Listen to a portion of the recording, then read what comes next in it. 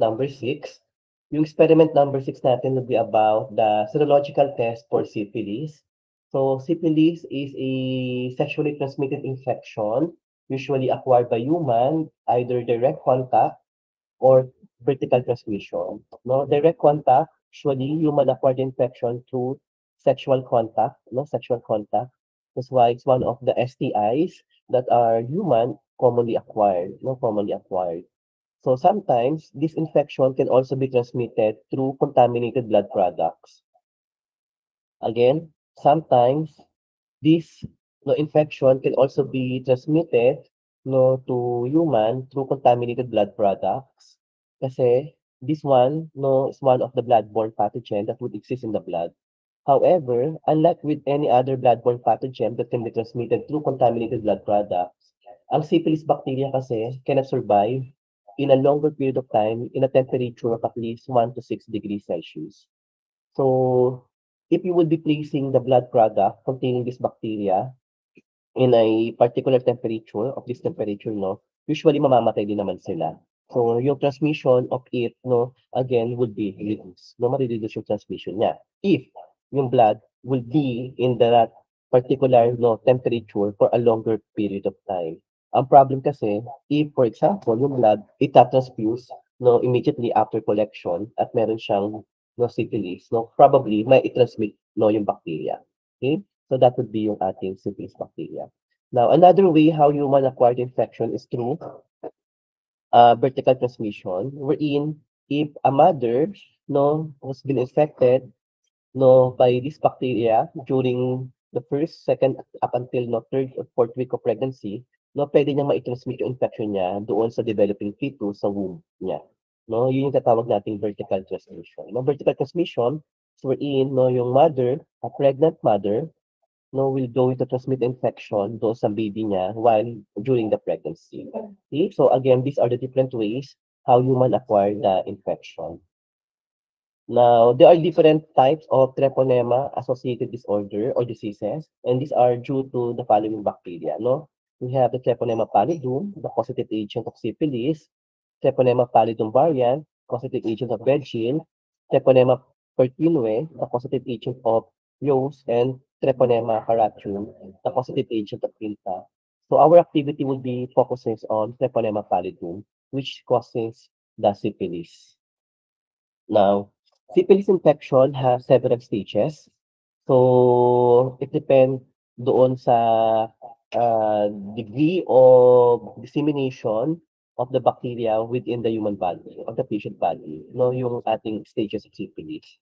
So, once someone, no, exposed to the causative agent, no, immediately the bacteria would enter usually doon sa skin kung saan merong exposure, no, yung pasyente, and immediately the bacteria would enter the bloodstream and disseminate through various organs of the human body. At that particular time, the patient would not show any signs or symptoms. So asymptomatic yung pasyente, but then again, the organism will start to again establish itself within the body of the host. No, yung tinatawag nating incubation period. No, incubation period. Neither the patient would not produce any antibodies, no, at this particular time.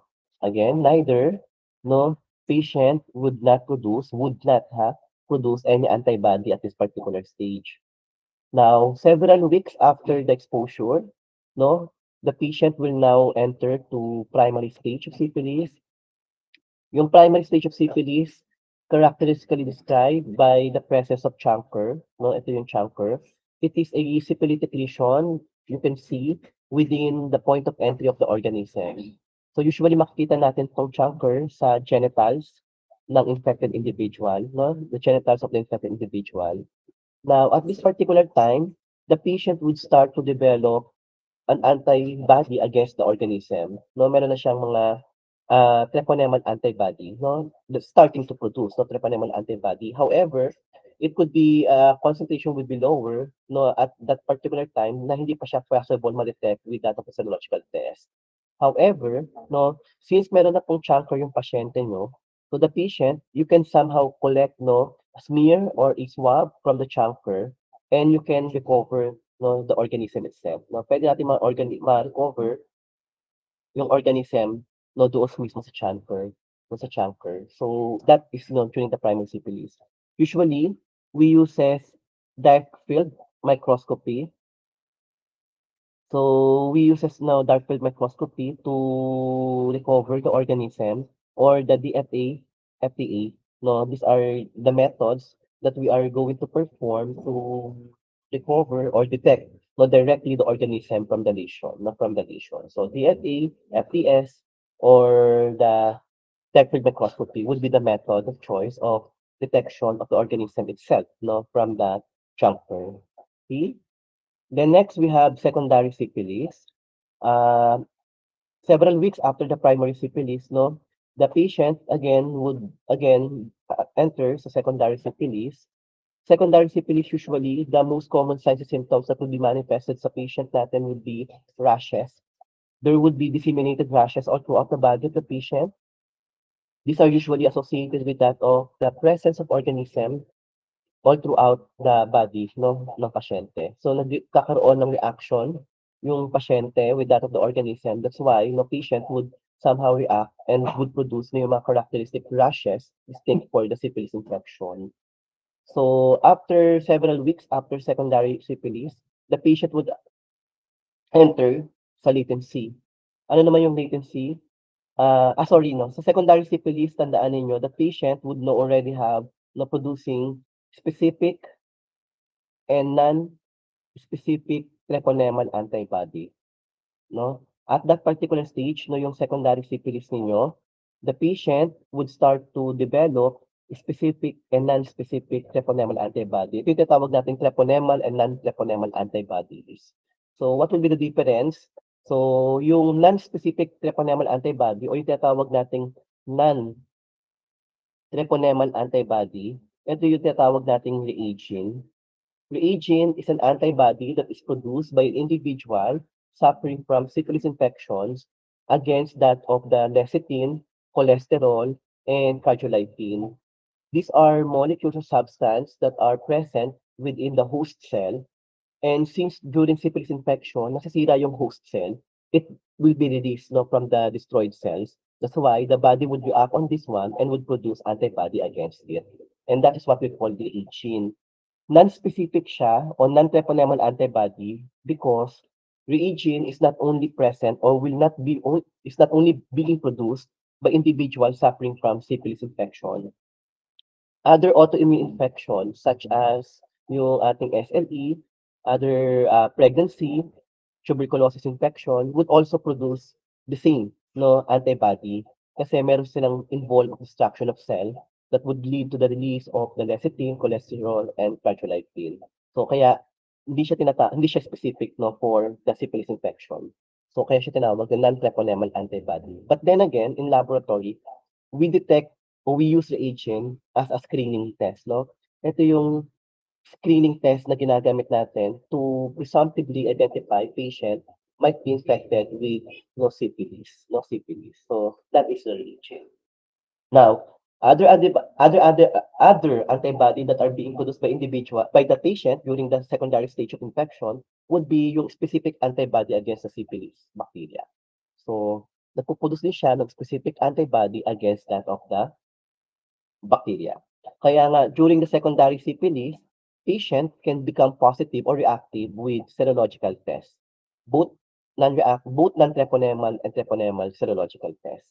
Again, at secondary stage of syphilis, no patient can become positive, no, in both non-treponemal and treponemal serological tests. Now, after that, no, patient would enter to latency. Sa latency, ang pasyente ninyo would not demonstrate any signs and symptoms. However, patients still become positive or reactive with that of the serological test. No? Serological test, positive pa rin or reactive pa rin yung pasyente natin. No? That is for the latency. After that, no, patient would enter sa tertiary syphilis. It could happen or could occur, no, 2 to 40 years after the initial infection. Now, one of the most common signs that would manifest sa pasyente kapag may tertiary syphilis would be the gumas. Ano yung gumas? It is a syphilitic lesion due to hypersensitivity reaction of patient with that of the syphilis antigen. Usually nakikita natin 'to sa mga mucous membrane, no? Makikita natin yan sa mga mucous membrane ng pasyente. No, that would be yung bumas.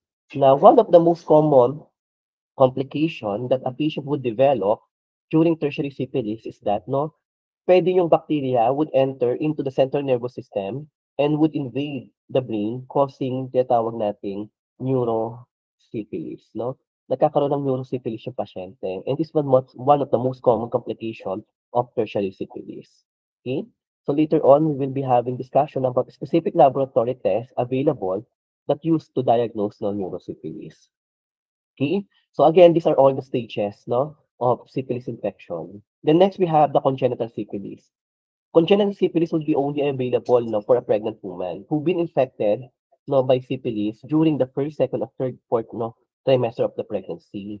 Now, usually, no, patient or the baby, no, born with a syphilitic mother would again either stillborn, late abortion, stillbirth, no, neonatal death, no, would suffer from different no, side symptoms would be associated with that of the syphilis infection. Now, the outcome of the syphilis infection varied based on anong stage ng syphilis no nabuntis si mother. So usually, no, kapag primary, secondary stage of syphilis, nabuntis si mother, there would be a favorable outcomes in terms of the baby. No, favorable outcomes, meaning may chance na mag-survive yung baby if that early stage pa lang na-develop o nagkaroon ng pregnancy si mother. However, no, yung chance na makasurvive yung baby at matreat yung baby would be high if the treatment will start as early as the fourth week or fourth month of pregnancy, no? Fourth month of pregnancy. No, that would be for the congenital syphilis. Hmm? Now, what is your role as a laboratory scientist to diagnose syphilis infection? No, again, our role is to either detect the organism itself from the chancre or to detect the presence of the antibody, both non-treponemal and non-treponemal antibody from the patient's sera. No, this is our role to help the patient for the diagnosis and of course treatment of our patient. Okay? So again, there are two ways on how you can perform diagnosis of syphilis infection. You can perform direct examination or detection. In direct detection, what we look for would be the presence of the bacteria itself. No? Again, in direct detection, what we look for would be the presence of bacteria itself from the lesions na present doon sa chancre, no? Or either could be, no, you can also detect the presence of the organism from various specimens such as tissue, no, and CSF, especially for neurosyphilis. So, yun yung direct detection, meaning yung organism itself, no, yung ating hinahanap o dinidetect, no, sa specimen. Now, there are various ways on how we can detect the presence of organism. Either you can perform dark field microscopy, no, dark field microscopy. No, can either perform the dark field microscopy. I think sa EYAC meron tayong ganito. So, it would show no yung characteristic description of the spirochete. This is how the spirochete would look like.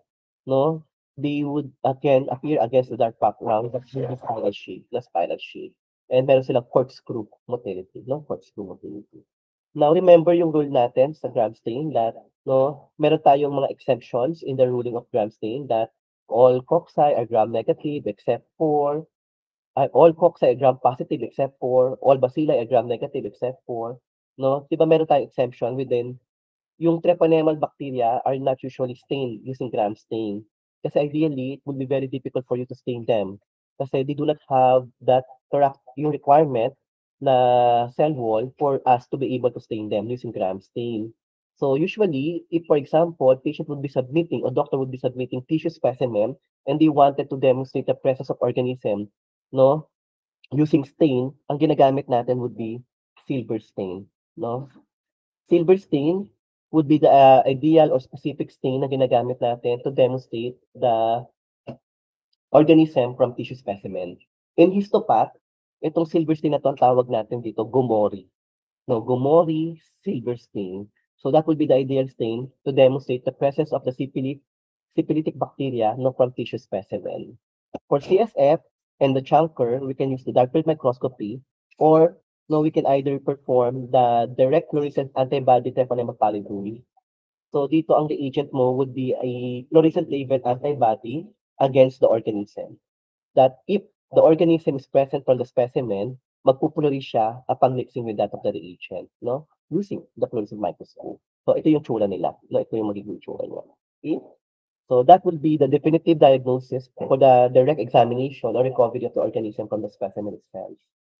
Now, pero tedious and expensive yung mga method na yun, but in the laboratory, what we usually do to diagnose patient would be serological test kasi it's much be easier to perform, then of course not cheaper compared with that of the other method.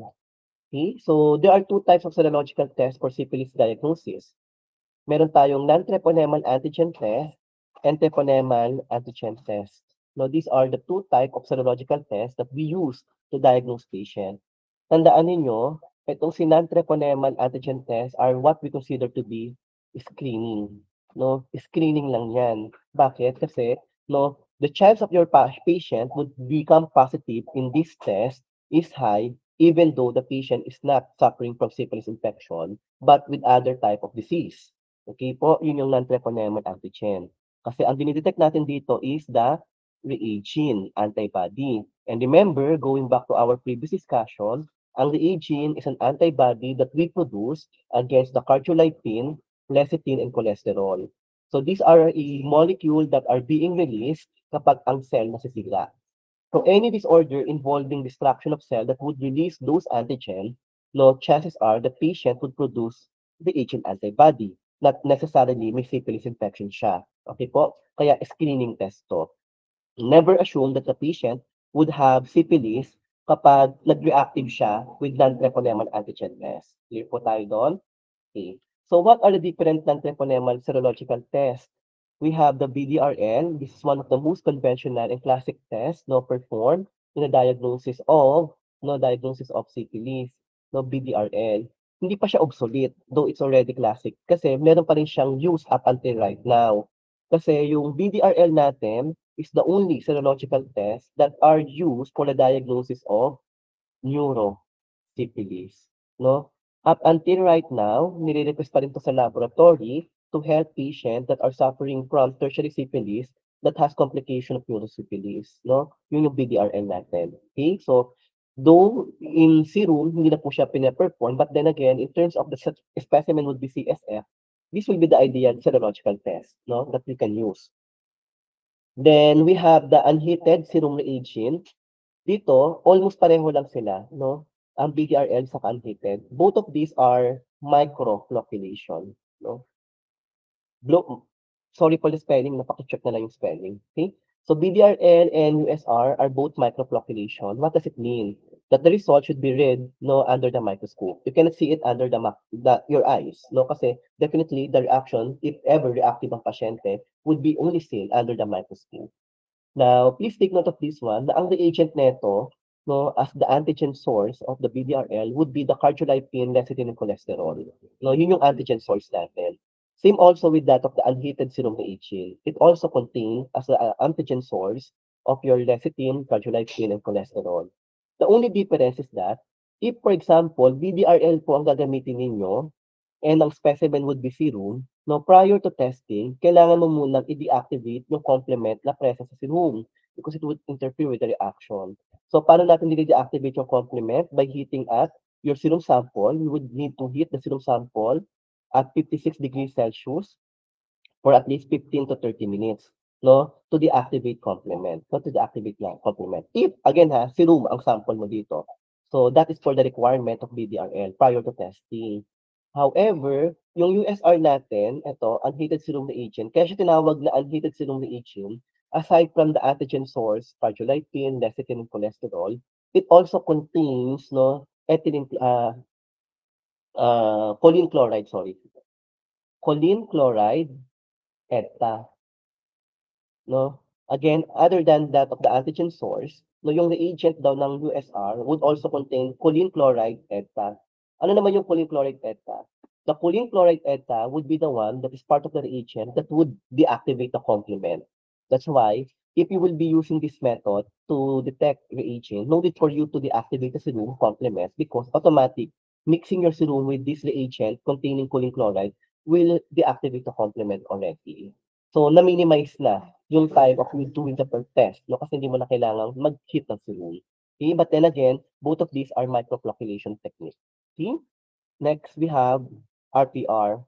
Yung RPR natin yung pinaka-common na ginagawa natin to screen patient for syphilis infection. So, RPR would also have the same reagent composition with that of your BDRL and that of your USR with addition only. Ano yung addition dito? Charcoal. Meron siyang charcoal. Okay? So, sir, bakit may charcoal? Kasi yung RPR natin is an example of macroflocculation technique.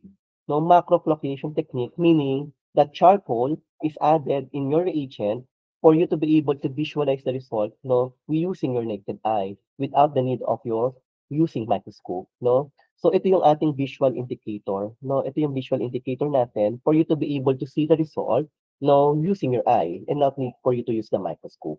But then again, regardless with that, in regards with that of the reagent composition, pareho lang sila. May antigen source siya na cardiolipin, lecithin cholesterol. May ethylene chloride siya that would deactivate the complement. And then of course, no, meron siyang charcoal that would be no used to visualize the flocculation result. Okay po? Tandaan ninyo na yung charcoal would not contain the antigen unlike with that of the other agglutination assay. Kasi yung ibang agglutination assay natin, meron siyang latex particle wherein na-adsorb doon yung antigen. Yung charcoal would not contain the antigen. Tandaan niyo, yung antigen source natin would be the cardiolipin, cholesterol, and lecithin. However, the purpose of the charcoal is for us to be able to see the results macroscopically. Kasi as flocculation happen, what will happen is that no, yung charcoal will be trapped in between that of the reagent antibody and that of your antigen, causing the charcoal to flocculate and make it no visible with our naked eye. Okay? So yun yung purpose ng charcoal. Okay? So again, that is the non-treponemal testing. Now, if patient would become reactive with non-treponemal testing, again, it is not conclusive that the patient is already infected with syphilis. What we usually do in the laboratory is that no, we will going to perform no treponemal testing sa pasyente, no? Yung treponemal testing natin would serve as a confirmatory test. No, ito yung tinatawag nating confirmatory of the result of your screening. So if patient would become reactive in non-treponemal test, our protocol is to perform treponemal testing to confirm whether the patient is really infected with syphilis or the reason for patient become reactive with non-treponemal test is just due to the aging of other diseases. Okay po? So that is yung ating treponemal antibody testing. So ano yung mga treponemal antibody treponemal serological test natin? We have the FTA-ABS. Ang principle nito is indirect antibody testing, no, indirect antibody testing. So we have also treponema pallidum particulate agglutination. So ito naman, no, ito yung principle ng Serodia. I don't think na available pa siya. Pero during back way, nung nagpa-practice kami ng medtech, Serodia is one of the most common confirmatory test na ginagamit natin, no? Especially for donors ng mga blood. So dito, meron kang liposomes. No, liposomes would be the inert particle that you would use no, to attach the treponemal antigen. So after mixing the sample of patients that have antibody for syphilis with that of the liposome that adsorb, no, will adsorb treponemal antigen, magpuproduce siya ng mass of agglutination. No, mass of agglutination. Problema lang dito, ang tagal, 24 hours before mo siya i-interpret ang result. And then of course, now we have the microhemagglutination treponemal pallidum test. So the antigen has been absorbed on that of the red cells of the patient. Okay? So ito yung usual na ginagamit in some confirmatory laboratory. Okay? So what is the principle of the FTA-ABS? So ito yung principle ng FTA-ABS natin. So usually, ang reagent natin dito is a slide that contain the nickel string. No? Yung slide daw, meron siyang nickel string no bacteria ng treponemal pallidum. No? These are the nickel string as the antigen source. So after you already have the slide reagent that has the nickel string of the treponemal pallidum, you need to deactivate the complement and absorb the non-treponemal antibody. So ginagamit natin yung Ritter's, no? Ritter's strain of non-treponemal Ritter strain of treponemal pallidum organism to absorb the non-treponemal antibody that would cause reaction with that of the test. So after absorbing the non-treponemal antibody with Ritter strain, what you would do is that you would going to mix the patient serum with that of your slide, no? If your patient would have anti-treponema antibody, what will happen is that the antibody present in the serum sample would attach dito sa antigen, producing this one, no, magpo-produce siya diyan. If, no, meron siyang infection kasi nga nag-produce siya ng antibody. Now, the problem is that we cannot see it with our naked eye, even the microscope, because these are, again, no, though the bacteria would see, but then again, we cannot see that the antibodies are attached with that of the bacteria. So, for you to be able to see antigen-antibody reaction from that as a first step, mag-a-add tayo ng indicator natin. Ang indicator natin dito would be a fluorescent label anti-human antibody against the antibody ng pasyente. So, if there is an antigen antibody complex, what will happen is that if you add this fluorescent label anti-human antibody, this anti-human antibody would bind to this antibody from the patient that has been attached to the antigen that can make the organism flourish under the microscope, no, yung fluorescent microscope. So that would be the principle of your FTA-EBS. If, for example naman, the patient would not have an antibody kasi hindi naman siya infected with syphilis, ang reason kung bakit siya nag-reactive for non-treponemal serological test is because to other disorder, no, walang mangyayaring antibody attachment dito. So kahit na i-add mo 'to, since ito mag-a-attach lang kapag may antibody, so hindi siya magpo-flourish. So ang negative result nito would be an organism that is not flourish under the present microscope. Okay? So that is yung principle natin ng ating FTA-ABS, one of the confirmatory tests for syphilis infection. Now, this is how the organism would look like, no, in a FTA-ABS test. So, our experiment would be about no RPR, no RPR po. RPR po tayo. I already have sent to Mr. Villahermosa yung insert ng ating test. So, you can refer on that one sa procedure natin. You study that one just so, no, para at least kapag prepare tayo, you are already familiar with the procedure. Now, yung ating RPR test kit would contain the reagent itself. Ito yung may charcoal, may antigen na lecithin, cholecalciolipine, and choline chloride, EDTA, no?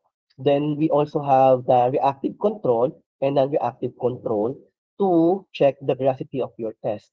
And then next, we have the reagent container and a needle dispenser. Ito yung ginagamit natin to dispense specific volume of your reagent into or onto your test card. So this needle has a gauge of 20 gauge yan siya, that can deliver no yung specific volume of your reagent onto your sample. The manufacturer already have provided us the pipette, plastic pipette, and your test card. No, ito yung test card natin. So how are you going to do this one? So ideally, if you will be running test, no, it is required that you must again run control, both reactive and non-reactive control. Now, imagining this is your test card. So you would going to again first using this plastic pipette. No, dalawa yung end niyan. Yung isang end nitong plastic pipette na to is parang spatula, while the other end would be having a hole that you use to aspirate the sample. Okay? So you would need to use this pipette to aspirate the sample and dispense it here, no, do sa well. Ayun yung mga well na yan, no? Approximately, that this pipette can deliver of at least 0.050, 0.05, no, sorry, 0.05 ml or 50 UL of serum. No? Yung 1 drop daw nun would equivalent to 0.05 ml or 50 UL of serum. No? After you already have dropped no, yung sample into your test card, what you would now going to do is that no, kapag nakapag-transfer ka na ng reagent dito sa reagent bottle container mo, you would attach this one to this one para makapag-dispense ka ng reagent that have no required for this one. So, attach mo lang siya dyan. Prior to dispensing, i-calibrate mo muna to. Paano mo siya ka-calibrate? By dispensing at least 1 drop no, on 2 no, outside of the sink. Huwag mo siyang i-add, i-drop doon sa well kasi hindi pa siya calibrated. Okay, so after calibration, you can now add or drop the reagent, no, 1 drop the reagent into the test card. Ay, sorry, mali pa. Sorry, mali. So, ulitin natin. Okay? So, after you already have dropped the specimen, nung na-drop mo na yung specimen, what you will going to do, nung na-drop mo na yung specimen, using the other end of the pipette, no, ito yung spatula, no, yung end of spatula, you will going to spread the specimen onto the well. Spread mo muna pala siya. Sorry ha. Again, spread mo muna. Using the spatula, yung opposite side, end ng plastic pipette ninyo, you would spread the specimen no, onto the test card well, no, spread it evenly. After spreading, doon ka na mag-a-add ng reagent mo to this sample well. After you already have dropped the reagent, tilt it at least 3 to 4 times, then put it in a mechanical rotator with a speed requirement of 100 RPM for at least 8 minutes. No, 8 minutes. Minutes yan ha, 8 minutes. So after 8 minutes, you will now go in to interpret the result. Look for the reactive or non-reactive or flocculation for you to be able to determine kung reactive or non-reactive yung pasyente. No, look for flocculation. Okay? So you can always refer to the reactive and non-reactive controls on how it would look like, no, yung flocculation natin.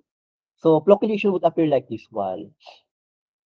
So a patient would be non-reactive, meaning wala po siyang reagent antibody if after adding the test reagent, after rotation, no, for 8 minutes, no, the appearance of your test would look like this one. No, fine granules, no, yung mga charcoal ang nakita ninyo. That is no non-reactive. Ngayon po, wala na po tayong tinatawag na weak reactive. Kasi as per DOH, once na ang pasyente mo is nag-reactive, no, that is considered to be reactive. Wala na po tayong weakly reactive. So you have to remove this one. Pinakita ko lang siya para at least alam niyo yung transition ng ating neurology. Okay? So wala rin po tayong strong reactive. We report it as reactive. Okay po tayo? So if after adding the reagent, rotating it with mechanical rotator for 8 minutes, no, the test would become like this or look like this, either of the two, no, ito or ito, no, ang nire-report natin sa kanya is reactive. Hindi po positive ha. Kapag po STI, no, any STI serological test, ang reporting po natin is reactive if positive sa result ng pasyente. Yung non-reactive, kindly take note of the result. Wala pong dash, wala po yung dash. Non-reactive, one word, no, kapag negative ang pasyente sa test. Okay? So this is how we interpret the result. So if this would be the appearance of your test after mixing rotation, no, 8 minutes, no, we report it as reactive for RTR. No, if this would be the appearance, no, non-reactive for RTR. So again, if patient would reactive to the RTR, ang next test natin is to confirm it. No, anong gagamitin pang confirm? Again, yung mga treponemal serological test. So kapag ang pasyente nag-reactive pa rin sa treponemal serological test, that would conclude na ang pasyente mo talaga is infected with syphilis. No, pero kapag ang pasyente is non-reactive with no with treponemal test, this will only tell na hindi no syphilis ang reason kung bakit siya nag-reactive doon sa reagent test natin. So again, these are important especially when you are interpreting the result for the donors, no? Kasi minsan mga donor tayo na they are laymans and then sabihan mo may syphilis siya, nung pa-panic siya, then after niya magpa-confirm, wala naman pala siyang syphilis. Okay? So baka mademanda kayo when you are doing that report. So again, we always have to tell the donor or patient na the result should be still need verification and confirmation with that other test prior to no confirming na talagang mayroon siya ng ganong sakit. Okay po? So that will be the summary of the procedures natin for LTR. Are there any questions or clarification before I proceed with another activity?